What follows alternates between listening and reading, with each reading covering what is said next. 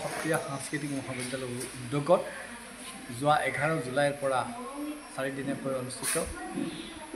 সত্ৰীয়া সংস্কৃতিৰ কৰ্মশালাখন আজি সামৰণি পৰিছে আৰু এই সত্ৰীয়া সংস্কৃতিৰ কৰ্মশালাত মোক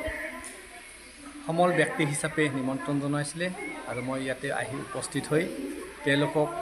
সত্ৰীয়া নৃত্য আৰু খৰতাল নৃত্য এই দুবিধ নৃত্য মই তেওঁলোকক শিকাইছিলোঁ শিক্ষাৰ্থীসকলক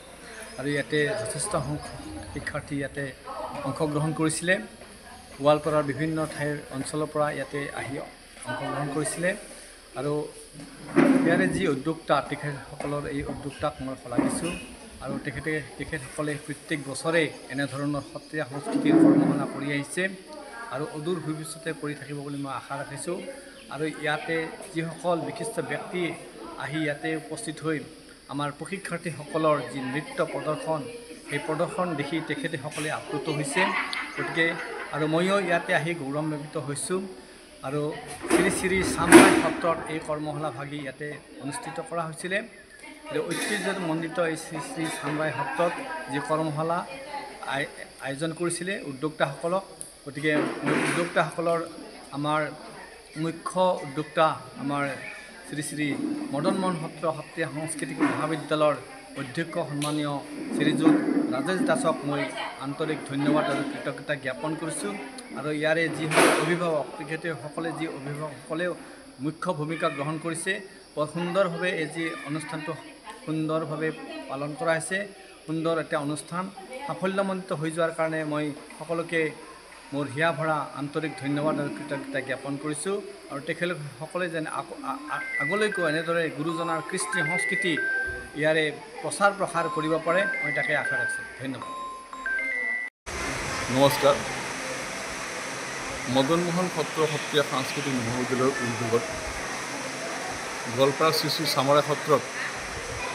পংকজ বৰুৱা দেৱৰ পৰিচালনাত আজি 4 দিনৰ কাৰ্যসূচীৰে আমাৰ সত্ৰীয়া নৃত্য খৰতাল নৃত্য আদি আমি আজি 4 দিনৰ কাৰ্যসূচী আজি অন্তিম দিন আছিলে আমি ইতিমধ্যে আমাৰ কাৰ্যসূচী শেষ হ'লে যথেষ্ট সংখ্যক ল'ৰা ছোৱালী আমাৰ ইয়াতে হৈছিল আৰু গোৱালপাৰাৰ বিশিষ্ট ব্যক্তিসকলে আমাৰ ইয়াতে উপস্থিত আছিল তেওঁলোকৰ মূল সাৰুৱা ভাষণেৰে আমাৰ মানুহখিনিক যথেষ্ট উপকৃত কৰিলে আৰু তেখেতৰ আমি যি নৃত্যৰ শৈলী তাৰ দ্বাৰা আমি যথেষ্ট উপকৃত হ'লোঁ বৰুৱা ডাঙৰীয়া যে ইমান কম দিনত আমাৰ ল'ৰা ছোৱালীহঁতক শিকাই বুজাই তেখেতে এটা পৰ্যায়লৈকে আনিব পাৰিছে তোমালোকৰ খুব গৰম লাগিছে এই গৰমৰ বন্ধ আগৰ গৰমৰ বন্ধবিলাক কি আছিল জুলাই মাহ মানে মামাহঁতৰ ঘৰ পেহীহঁতৰ ঘৰ একমাহ তেনেধৰণে আমি কটাইছিলোঁ আমাৰ সময়ত এতিয়া জুলাই মাহ মানে কৰ্মশালাৰ মাহ সকলো অভিভাৱকে এতিয়া ব্যস্ত হয় নিজৰ ল'ৰা ছোৱালীক পঢ়া শুনাৰ বাহিৰেও কেনেকৈনো অন্য দিশেৰে আগবঢ়াই লৈ যাব পাৰি এই চিন্তাখিনি আমাৰ অভিভাৱকসকলে কৰে আৰু আমাৰ গোৱালপাৰাতো এই কথাটো ভাবি খুব ভাল লাগিছে যে আজি ইয়াত হয়তো এই চাৰ্কাছ জাতীয় নৃত্যবিলাক যদি শিকোৱা হ'লহেঁতেন হয়তো ইয়াত বহুত ল'ৰা ছোৱালী ইয়াত আহিলেহেঁতেন বুজি পাইছে নহয় চাৰ্কাছৰ নিচিনা যিবিলাক আজিকালি আমি ডেন্স টিভিত দেখা পাওঁ সেই ডেন্সৰ কৰ্মশালা পাতিলে হয়তো বহুত আহিলেহেঁতেন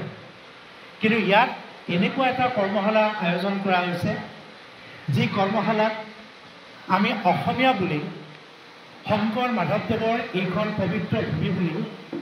অসমীয়া সংস্কৃতি বুলি আমি ক'বৰ কাৰণে আমি চিনাকি দিবৰ কাৰণে যি নৃত্য যি সংস্কৃতি আছে তাতেই আমি আৰম্ভ কৰিছোঁ এই কৰ্মশালা যে শংকৰ মাধৱ গুৰু দুজনাই যি সংস্কৃতি সত্ৰীয়া সংস্কৃতিৰে আমাক গৌৰৱান্বিত কৰিছে যি সত্ৰীয়া সংস্কৃতিৰে আমাৰ মানুহৰ মন আমাৰ হৃদয় আমাক পবিত্ৰ কৰি তুলিছে সেই সত্ৰীয়া সংস্কৃতিত ইয়াত কৰ্মশালা অনুষ্ঠিত হৈছে এই যে তোমালোকৰ যি আজি বেশভূষা যি কাপোৰ কানি তুমি পিন্ধিছা তোমালোকে যেনেকুৱা আনন্দ পিন্ধিছা সেই সকলোবোৰ দেখি আমাৰ এনেকুৱা ভাৱ হৈছে যে তোমালোক